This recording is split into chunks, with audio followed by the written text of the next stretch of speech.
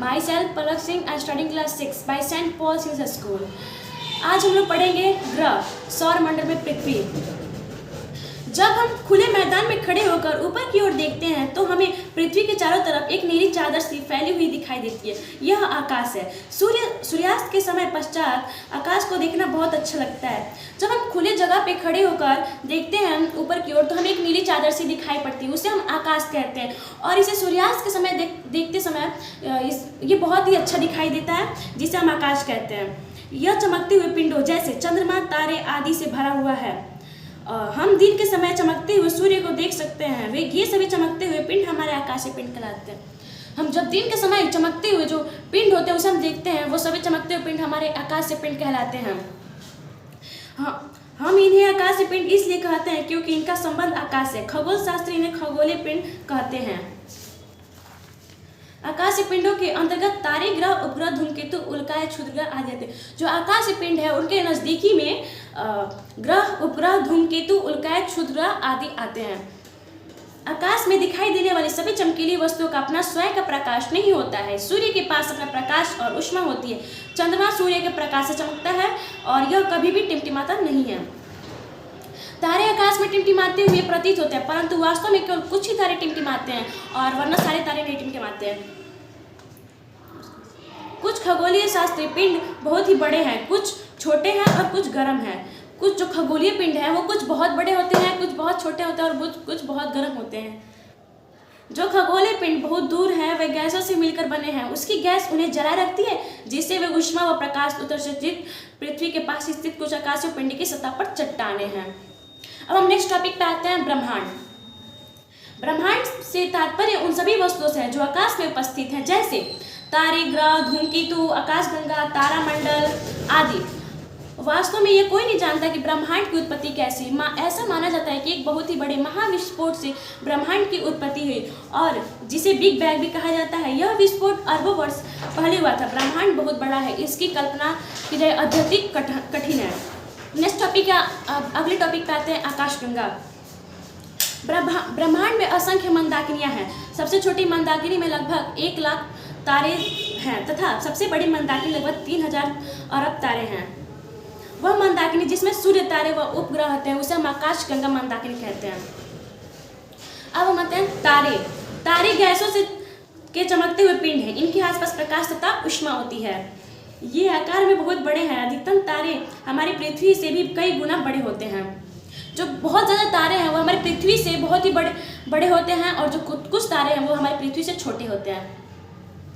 आकाश का तारा, यह अन्य तारों से बड़ा प्रतीत है क्योंकि यह एकमात्र तारा है जो पृथ्वी के सबसे निकट है। अन्य तारे से भी बहुत अधिक दूर होने के कारण अत्यंत छोटे दिखाई पड़ते हैं।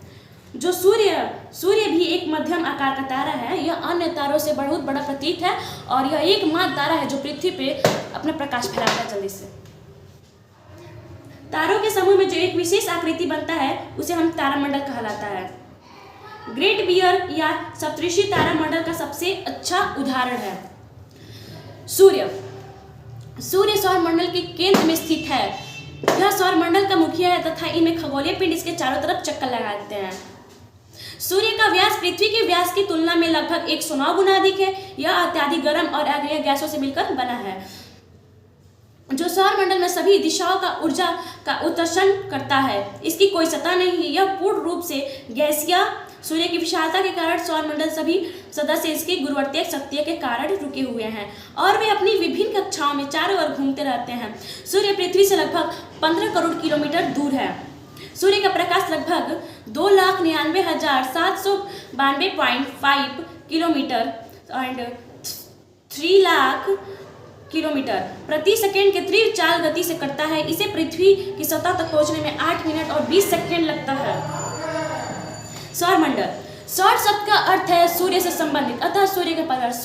सूर्य के परिवार को ही सौर शब्द या फिर सौर परिवार कहते हैं।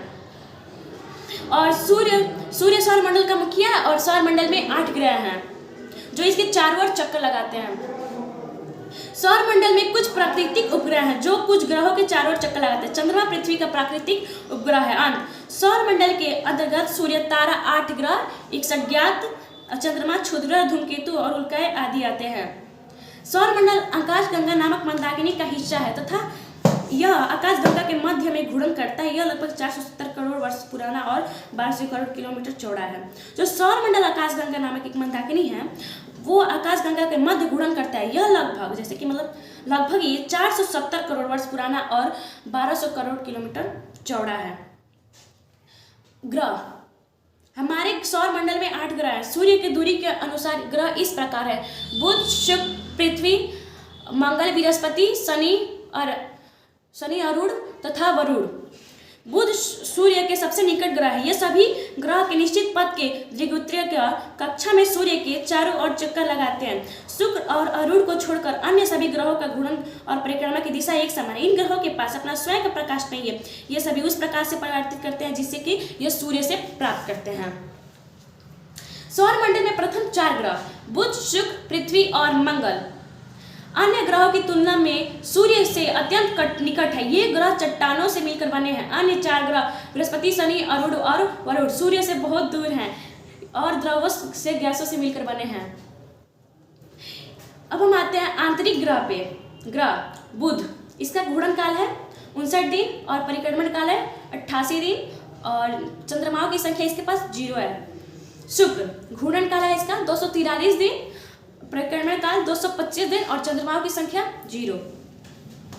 पृथ्वी, इसका घूर्णन काल 1 दिन है और परिक्रमण काल 365 दिन और चंद्रमाओं की संख्या 1। मंगल 1.03 दिन है इसका घूर्णन काल और इसका परिक्रमण काल 687 दिन और चंद्रमाओं की संख्या 2। अब हम आते हैं ब्याह ग्रह पे। ग्रह बृहस्पति, घूर्णन काल इसका 9 घंटे 56 मिनट और परिक्रमण काल 11 वर्ष 11 महीने और चंद्रमाओं की संख्या 67। शनि, इसका घूर्णन काल 10 घंटे 40 मिनट, परिक्रमण काल 29 वर्ष 5 महीने और मून की संख्या चंद्रमाओं की संख्या 62। अरुण 17 घंटे 14 मिनट, परिक्रमण काल 84 वर्ष और चंद्रमाओं की संख्या 27। वरुण, परिक्रमण घूर्णन काल 16 घंटे 7 मिनट, परिक्रमण काल 164.8 वर्ष और 13 मून। ये ब्याह ग्रह कहलाते हैं। मंगल ग्रह लाल रंग का दिखाई देता है इसलिए इसे लाल ग्रह कहा जाता है। सूर्य के निकट स्थित का तापमान अधिक जबकि दूर स्थित या ठंडे होते हैं। अब हम आते हैं तारे और ग्रह में अंतर। तारे टिमटिमाते हैं, ग्रह नहीं टिमटिमाते। तारों का अपना प्रकाश होता है, ग्रह को ऊष्मा तथा प्रकाश सूर्य से प्राप्त होता है। तारे में बहुत अधिक ऊष्मा होती है। ग्रहों का तापमान सूर्य से उनकी दूरी पर निर्भर करता है। तारों की संख्या अनगिनत है, ग्रहों की संख्या 8 है। सूर्य भी एक तारा है, हमारी पृथ्वी भी एक ग्रह है। तारे गर्म गैसों से मिलकर बने हैं। कुछ ग्रह जैसे बुध, शुक्र, पृथ्वी और मंगल चट्टानों से मिलकर बने हैं। तारों का आकार बहुत बड़ा है, ग्रह तारे की अपेक्षा में बहुत ही छोटे हैं। अब हम आते हैं अपने पृथ्वी पे। हमारी पृथ्वी ऐसे निकटतम तीसरा ग्रह है। यह बृहस्पति, शनि, अरुण और वरुण के पश्चात 5वां सबसे बड़ा ग्रह भी है। यह आकार में एक संतरे के समान है और यह उत्तरी और दक्षिणी ध्रुवों से थोड़ी चपटी है। यह सूर्य के चारों तरफ 1,07,220 किलोमीटर घंटा की चाल से घूमती है और एक परिक्रमा पूरा करने में इसको 365 दिन 5 घंटे 48 मिनट और 45.51 सेकेंड का समय लेती है। यह अपने अक्ष पर 23 घंटे 56 मिनट और 4.091 सेकेंड पर घूर्णन पूरा करती है। हमारी पृथ्वी एक विलक्षण ग्रह है क्योंकि इस पर भूमि, जल तथा वायु उपस्थित है। इन तीनों की उपस्थिति के कारण यहाँ जीवन संभव है। पृथ्वी की तापमान भी जीवन के अनुकूल इसका केवल एक ही प्राकृतिक उपग्रह है जिसका नाम चंद्रमा। आकाश से देखने पर पृथ्वी नीले रंग की दिखाई देती है क्योंकि इस पर जल की अधिकता कारण इसे जलीय ग्रह या फिर नीला ग्रह भी कहा जाता है। चंद्रमा पृथ्वी का उपग्रह है। यह पृथ्वी से लगभग 3,84,000 किलोमीटर दूर है जो अपेक्षाकृत एक छोटी दूरी है। यह सूर्य से के प्रकाश से चमकता है। चंद्रमा के प्रकाश की पृथ्वी तक पहुंचने में 1.3 सेकंड लगता है। जो चंद्रमा है वो पृथ्वी से लगभग 3,84,000 किलोमीटर दूर है और यह अपरिचित एक छोटी दूरी मानी जाती है इसे। यह सूर्य होता है ये सूर्य के प्रकाश से चमकता है और चंद्रमा पृथ्वी तक पहुंचने में 1.3 सेकेंड लेता है। चंद्रमा पृथ्वी के चारों ओर हमेशा चक्कर लगाते रहता है। यह अपने अक्ष पर करने में उतना ही समय लेता है जितना पृथ्वी के चारों तरफ परिक्रमण करने में लेता है।